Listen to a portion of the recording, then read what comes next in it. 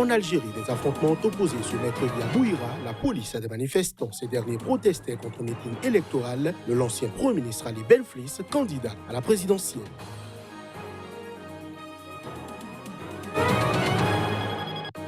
Plusieurs centaines d'opposants ont manifesté ce mercredi à Lomé. Ils exigent davantage de transparence dans le processus électoral avant la présidentielle prévue début 2020 au Togo.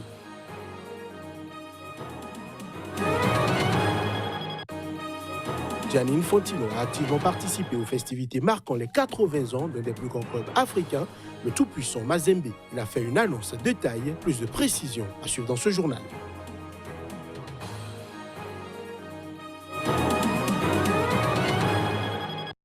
Nouveau point de l'actualité sur Sika. Bienvenue à chacun, bienvenue à tous. Des affrontements ont opposé ce mercredi à Bouira, dans le nord-est de l'Algérie. La police a des manifestants protestant contre un meeting électoral de l'ex-premier ministre Ali Benflis. Ce dernier est candidat à la prochaine élection présidentielle dont la tenue est très contestée. Il y avait à l'intérieur de la salle où devait se tenir le meeting des jets de pierre et des tirs de gaz lacrymogène entre les manifestants et la police. C'était chaud, a raconté sous le couvert de l'anonymat un journaliste algérien suivant la campagne de Benflis et qui a été contraint de s'éloigner rapidement des lieux. Selon plusieurs journaux et sites d'information, plusieurs centaines de manifestants s'étaient, avant l'arrivée de Benflis, rassemblés devant la maison de la culture de Bouira à 90 km au sud-est d'Alger, où ils avaient prévu d'animer une réunion électorale. La tension était palpable depuis la matinée. Ça a dégénéré à Bouira, a rapporté le journal d'El Mouradia, un compte Twitter animé par un journaliste de Bouira faisant état de plusieurs blessés et de nombreuses arrestations. Le calme est revenu en fin d'après-midi. Ancien Premier ministre d'Abdelaziz Bouteflika entre 2000 et 2003, Ali Benflis a finalement pu tenir son meeting du jour selon une vidéo postée sur son compte Facebook intitulée « Bouira accueille le candidat indépendant Benflis ». « Moi, je suis venu porteur de paix », a déclaré le candidat à la tribune devant la maigre assistance d'une petite salle de moins de 100 places à moitié vide. Ali Benflis se présente comme un opposant depuis 2003 et sa rupture avec Bouteflika, contraint à la démission en avril après 20 ans à la tête de l'État par un mouvement populaire de contestation inédit du régime au pouvoir en Algérie depuis l'indépendance en 1962. Mais ce mouvement le considère comme un pur produit du système au pouvoir et rejette l'ensemble des 5 candidats à un scrutin qu'ils estiment destinés à régénérer le régime en place. Le candidat du MADEM, Umaro Sissoko Embalo, dit avoir le soutien de Nuno Nabiam, mais aussi d'autres partis politiques pour le second tour de l'élection présidentielle en Guinée-Bissau. Il devra affronter Domingos Simoes Pereira le 29 décembre prochain. Domingos Pereira, le candidat du parti historique et dominant en Guinée-Bissau, est arrivé nettement en tête du premier tour de la présidentielle. Chef du gouvernement, en 2014 et 2015, il devance largement avec 40,13% des voix un autre ancien Premier ministre, Umaro Sissoko Embalo, à la tête du gouvernement entre 2016 et 2018. Selon les chiffres communiqués ce mercredi par la commission électorale, Umaro Sissoko Embalo, qui a obtenu 27,65% des voix, est loin derrière Domingos Pereira, avant le second tour prévu le 29 décembre. En ce qui concerne le président sortant, José Mario Vaz, il est arrivé seulement 4e, avec 12,41% des voix. Ce mercredi, Umaro Sissoko Embalo a assuré que la majorité de tous les candidats serait avec lui. Que la majorité de tous les candidats, les gros candidats, ils sont avec moi. Les grands candidats. Il n'y a pas de petits candidats. Mais tous les candidats qui sont disponibles pour un changement, pour la réconciliation, la concorde nationale, le développement, faire une rupture avec le passé et les vices, combattre le narcotrafic, ils sont reliés à moi. Et aujourd'hui, on a un accord avec les partis de Nuno Nabiam et PNS, c'est-à-dire la conclusion. Nous, c'est un militant pour la paix, pour la réconciliation. Domingos Simoes Pereira, c'est une menace pour le Guinée-Bissau. l'un des enjeux majeurs de l'élection est la stabilité de ce petit pays d'Afrique de l'Ouest de 1,8 million d'habitants en état de crise politique permanente. Plusieurs centaines d'opposants ont manifesté ce mercredi à Lomé. Ils exigent davantage de transparence dans le processus électoral avant la présidentielle prévue début 2020 au Togo. À l'appel du Front citoyen Togo Debout qui rassemble de nombreuses organisations de la société civile togolaise, plusieurs centaines de partisans de l'opposition ont manifesté à Lomé pour demander davantage de transparence dans le processus électoral avant la présidentielle prévue début 2020. Le Front demande également la proclamation des résultats par bureau de vote après le scrutin. Les manifestants ont sillonné les rues de Lomé scandant des slogans hostiles au pouvoir. Le 13 novembre dernier, plusieurs partisans d'opposition et des responsables de la société civile, dont les évêques du Togo, ont demandé la suspension du processus électoral et l'ouverture d'un dialogue avec le pouvoir pour permettre la recomposition de la Cour constitutionnelle, l'établissement d'un fichier électoral fiable et le réaménagement de la CENI. Les évêques ont toutefois critiqué l'opposition togolaise, l'invitant à se départir des luttes mesquines et intéressés à travailler avec professionnalisme et civisme sur les grands sujets. Le président Faure Gnassingbé, au pouvoir depuis 2005, après avoir succédé à son père, devrait être candidat à un 4e mandat, malgré de nombreux appels de l'opposition à la démission. Début mai, les députés togolais avaient voté une révision constitutionnelle qui permet non seulement au président Gnassingbé de se représenter en 2020 et en 2025, mais aussi de bénéficier d'une immunité à vie pour les actes posés pendant les mandats présidentiels. À noter que selon la Cour constitutionnelle, la présidentielle se tiendra au plus tôt le 19 février et au plus tard le 5 mars 2020 au Togo. Et puis, il est vraiment important que certaines conditions soient remplies pour que le processus électoral se passe bien. C'est ce qu'estiment les manifestants. On les suit.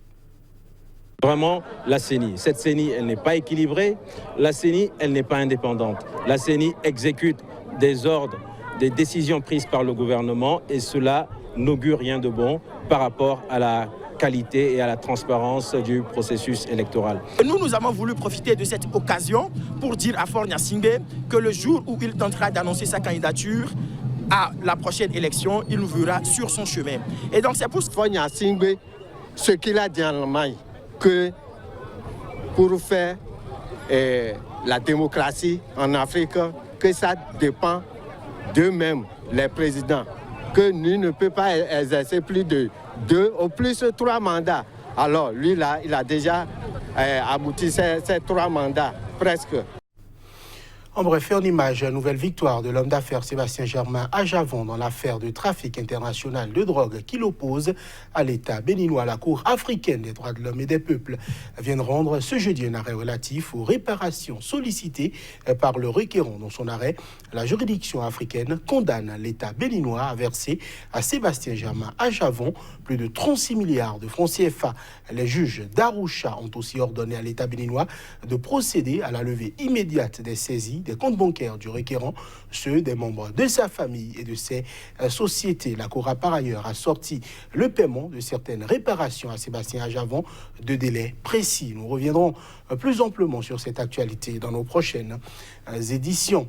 En République démocratique du Congo, au moins 19 civils ont été tués dans un nouveau massacre près de Béni, dans l'est du pays. Ce nouveau massacre est attribué au groupe armé des ADF. Les détails. Une nouvelle attaque menée par les éléments présumés de l'ADF, les forces démocratiques alliées des rebelles ougandais musulmans, repliés dans l'est de la République démocratique du Congo, a fait 19 morts. La brigade d'intervention de l'ONU a envoyé une équipe de réaction rapide sur le terrain en liaison avec les forces armées congolaises. La situation à Béni et Butembo est restée relativement calme. Le représentant spécial adjoint de la mission de l'ONU et le commandant des forces par intérim se trouvaient à Béni, où ils ont rencontré les dirigeants militaires congolais pour discuter de la poursuite de la coopération entre les forces de maintien de la paix de l'ONU et l'armée congolaise. Au total, 99 personnes ont été massacrées depuis le 5 novembre à Béni dans des attaques attribuées au groupe armé d'origine ougandaise, les ADF, d'après le groupe d'études sur le Congo de l'Université de New York. Il s'agit de représailles contre les civils et les opérations militaires de l'armée dans la région d'après les experts. Ces massacres ont suscité la colère des habitants de Béni contre les 16 000 casques bleus présents dans la région. Ils les accusent d'assister passivement aux tueries. Ce mercredi, l'ONU a annoncé l'ouverture d'une enquête sur la mort d'un jeune Congolais dans un face-à-face avec les casques bleus malawites, mardi à Béni. Présente depuis 20 ans en République démocratique du Congo, l'ONU est dans une position difficile, prise entre la colère de la population et les choix souverains des autorités congolaises. L'Organisation mondiale de la santé OMS a annoncé ce mercredi que la rougeole a fait plus de 5000 morts en République démocratique du Congo cette année. Elle indique par ailleurs que la campagne de vaccination devrait s'achever d'ici à la fin de l'année. Depuis janvier, la rougeole a fait plus de 5000 morts en République démocratique du Congo, 2 fois plus que l'épidémie du virus Ebola qui sévit depuis août 2018 dans le pays. La flambée en République démocratique du Congo est la plus grande au monde. C'est l'une des plus importantes que nous avons vues, a dit Kate O'Brien, directrice du département d'immunisation de l'OMS lors d'une conférence de presse à Genève. Elle a précisé qu'à la date du 17 novembre, 250 270 cas avaient été enregistrés en République démocratique du Congo et 5 110 décès. La dernière épidémie de rougeole dans ce pays avait été déclarée en juin et c'est en septembre. Une vaste campagne de vaccination avait été lancée en urgence. Mais l'OMS a indiqué qu'elle devrait s'achever d'ici à la fin de l'année. Caractérisée par l'éruption de taches rouges sur la peau, la rougeole reste une maladie potentiellement mortelle. Elle est causée par un virus qui se transmet très facilement par contact direct ou dans l'air ambiant. Avant l'arrivée des vaccins dans les années 1970, elle tuait dans le monde 7 à 8 millions d'enfants par an. L'épidémie de rougeole en République démocratique du Congo a suscité beaucoup moins d'attention que l'épidémie d'Ebola qui fait rage dans l'est du pays depuis août 2018 et qui a fait quelques 2002 morts.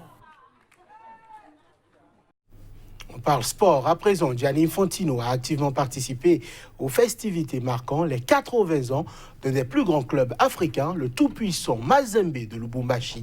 Ce mercredi, plus de précisions à travers ces images.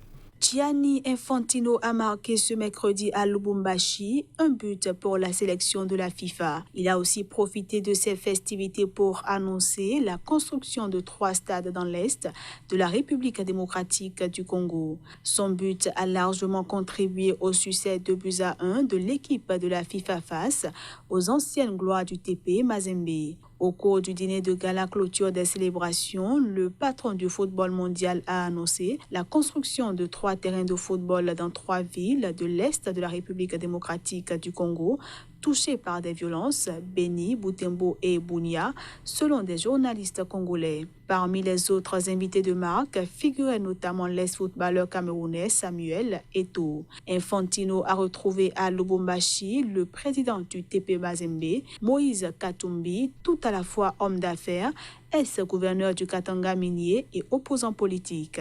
Moïse Katumbi fait partie des 8 présidents de grandes équipes du football mondial qui ont annoncé le 15 novembre dernier la création d'une association mondiale des clubs censée devenir un interlocuteur auprès de la FIFA. Le TP Mazembe est le seul club africain de cette association très sélecte qui regroupe le Real Madrid et l'AC Milan, Boca Juniors et River Plate, 2 clubs argentins, le club América du Mexique, le Guangzhou Evergrande de Chine et Auckland City de la Nouvelle-Zélande.